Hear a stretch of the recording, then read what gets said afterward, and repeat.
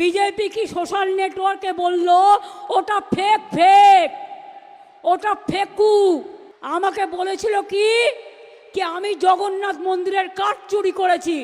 কান মোলা দেওয়া উচিত এদের, কান ধরে উপোস কর। আমি কেন তোদের কাঠ চুরি করতে যাব? আমার নিম গাছ বাংলায় কম আছে? আমার বাড়িতেও 4টে নিম গাছ আছে। আর জগন্নাথ ধামেও 500 গাছ পোতা হয়েছে, আরও 100 নিম গাছ পোতা হবে। কারো দয়া চাই না। আমরা অত ভিখিরি নই, আর আমরা পকেট মার নই। আমরা মানুষকে সাহায্য করি। মুখে ঝামা ঘষেছে তো যারা বলেছিলেন তারাই বলছেন না না এখান থেকে নেয়নি। তাহলে আমার বদনাম করলেন কেন? এর জন্য কত ফাইন হওয়া উচিত। একটা ভালো করে মন্দির করলাম আর তা বলে দিচ্ছে আমি নাকি চুরি করেছি। প্রমাণ করুক। আর তা নাহলে আগামী দিন একেবারে কড়ায় গন্ডায় মানুষ হিসেব দিয়ে দিন।